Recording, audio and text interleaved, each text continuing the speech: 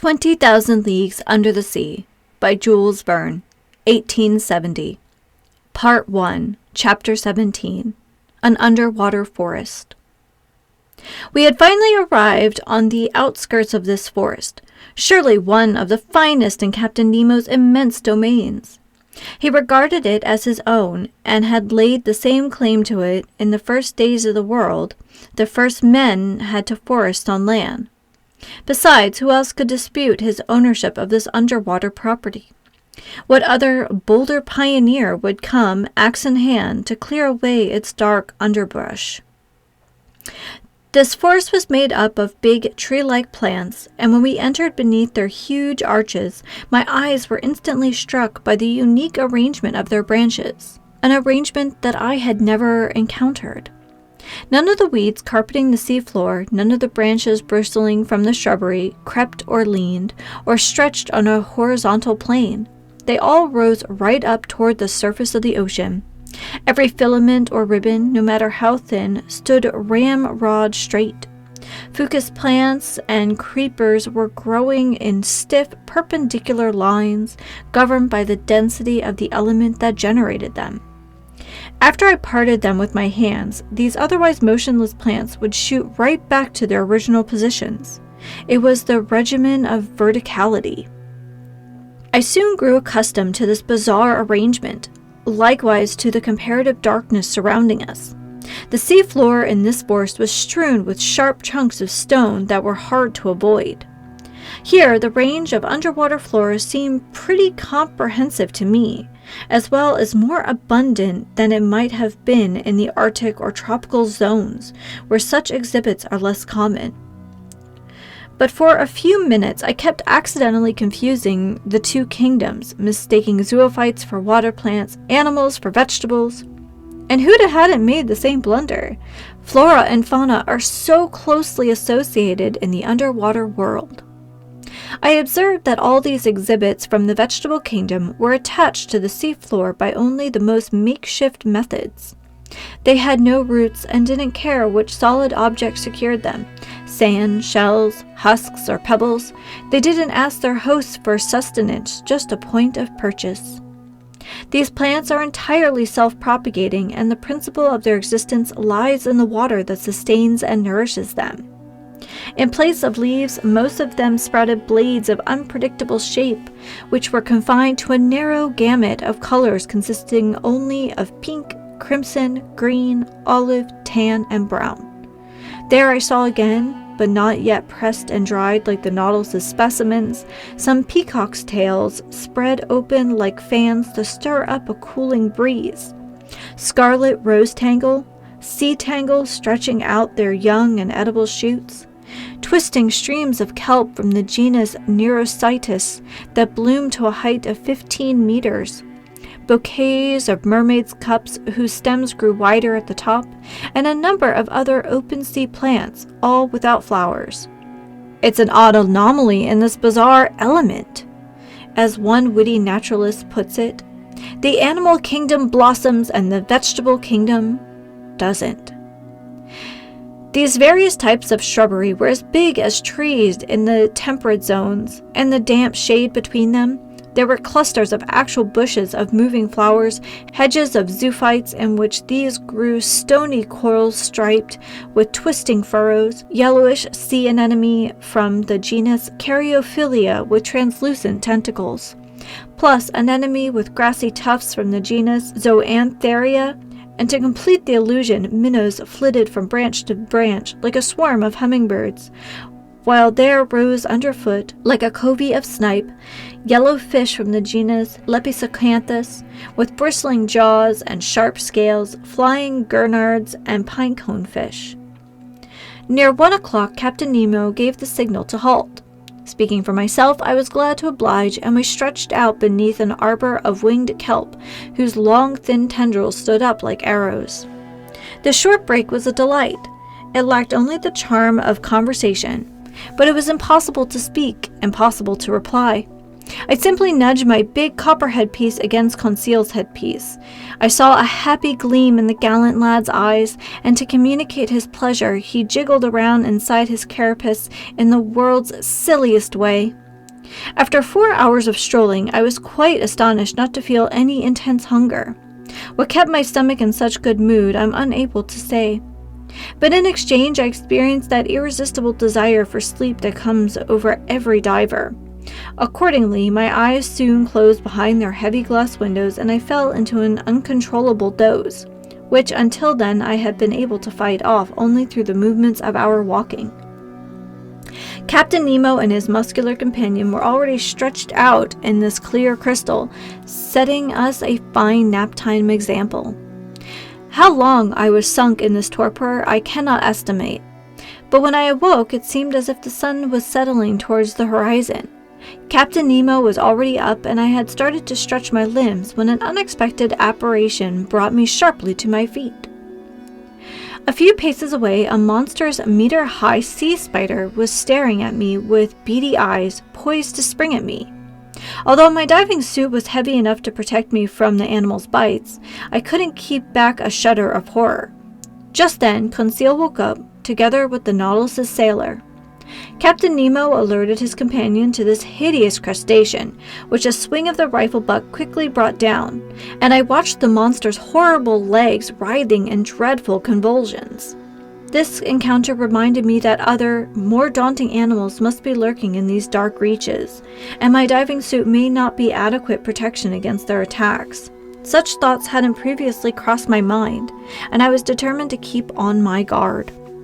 Meanwhile, I had assumed this rest period would be the turning point in our stroll, but I was mistaken, and instead of heading back to the Nautilus, Captain Nemo continued his daring excursion. The seafloor kept sinking, and its significantly steeper slope took us to greater depths. It must have reached nearly 3 o'clock when we reached a narrow valley gouged between high, vertical walls and located 150 meters down. Thanks to the perfection of our equipment, we had thus gone 90 meters below the limit that nature had, until then, set on man's underwater excursions. I say 150 meters, although I had no instruments for estimating this distance. But I knew that the sun's rays, even in the clearest seas, will reach no deeper. So at precisely this point, the darkness became profound. Not a single object was visible past 10 paces. Consequently, I had begun to grope my way when suddenly I saw the glow of an intense white light. Captain Nemo had just activated his electric device. His companion did likewise. Conseil and I followed suit. By turning a switch, I estimated contact between the induction coil and the glass spiral, and the sea, lit up by our 4 lanterns, was illuminated for a radius of 25 meters. Captain Nemo continued to plummet into the dark depths of this forest, whose shrubbery grew even more sparse. I observed that vegetable life was dispersing more quickly than animal life. The open sea plants had already left behind the increasingly arid seafloor, where a prodigious number of animals were still swarming: zoophytes, articulates, mollusks, and fish. While we were walking, I thought the lights of our Ruhmkorff device would automatically attract some inhabitants of these dark strata. But if they did approach us, at least they kept at a distance regrettable from the hunter's standpoint. Several times I saw Captain Nemo stop and take aim with his rifle, then after sighting down its barrel for a few seconds, he would straighten up and resume his walk. Finally, at around 4 o'clock, this marvelous excursion came to an end. A wall of superb rocks stood before me, imposing in its sheer mass a pile of gigantic stone blocks, an enormous granite cliffside pitted with dark caves, but not offering a single gradient we could climb up. This was the underpinning of Crespo Island. This was land. The captain stopped suddenly. A gesture from him brought us to a halt, and however much I wanted to clear this wall, I had to stop. Here ended the domains of Captain Nemo. He had no desire to pass beyond them. Further on lay a part of the globe he would no longer tread underfoot. Our return journey began. Captain Nemo resumed the lead in our little band, always heading forward without hesitation. I noted that we didn't follow the same path in returning to the Nautilus.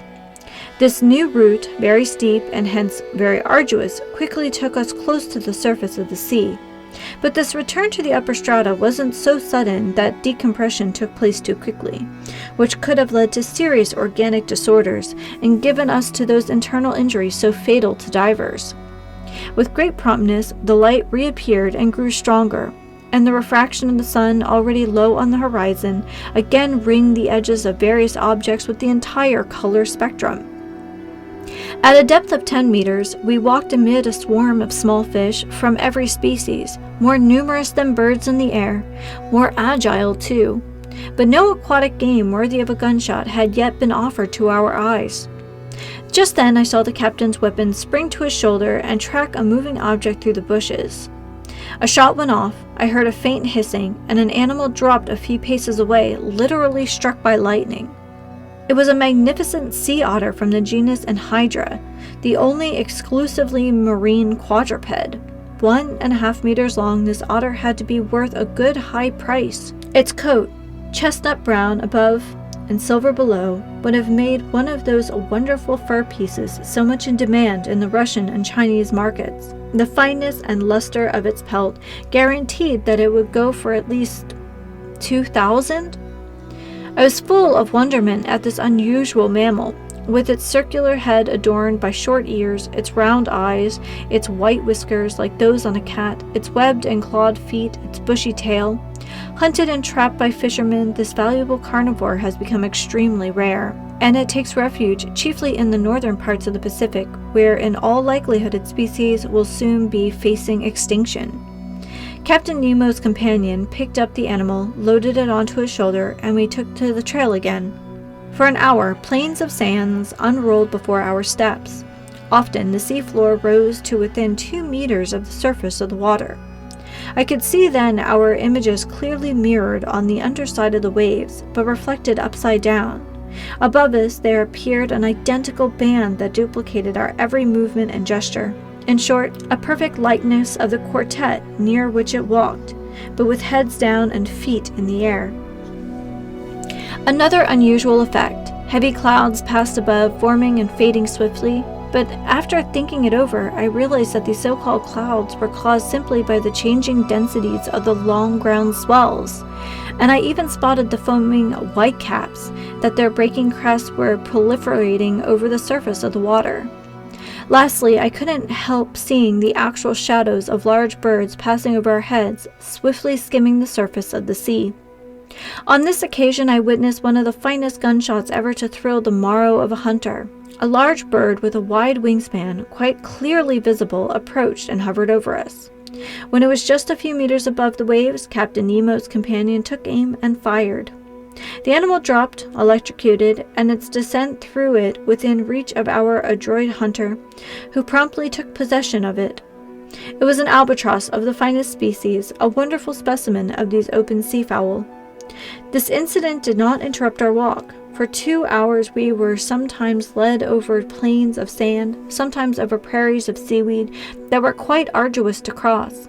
In all honesty, I was dead tired by the time I spotted a hazy glow half a mile away, cutting through the darkness of the waters. It was the Nautilus's beacon. Within 20 minutes we would be on board, and there I could breathe easy again, because my tank's current air supply seemed to be quite low in oxygen. But I was reckoning without an encounter that slightly delayed our arrival.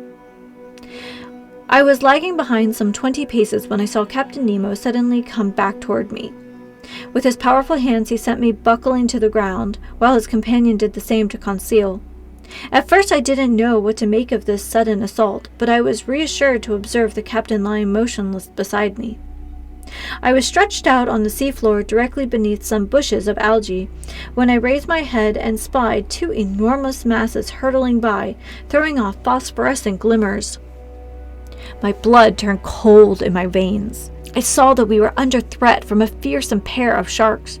They were blue sharks, dreadful man-eaters with enormous tails, dull, glassy stares, and phosphorescent matter oozing from holes around their snouts.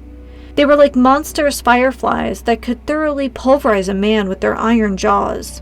I don't know if Conseil was busy with their classification, but as for me, I looked at their silver bellies with fearsome mouths bristling with teeth, from a viewpoint less than scientific, more as a victim than as a professor of natural history.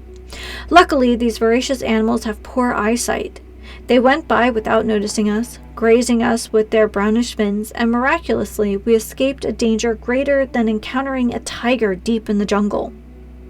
Half an hour later, guided by its electric trail, we reached the Nautilus. The outside door had been left open, and Captain Nemo closed it after we re-entered the first cell. Then he pressed a button. I heard pumps operating within the ship. I felt the water lowering around me, and in a few moments the cell was completely empty. The inside door opened, and we passed into the wardrobe. There our diving suits were removed, not without difficulty, and utterly exhausted, faint from lack of food and rest, I repaired to my stateroom, full of wonder at this startling excursion on the bottom of the sea.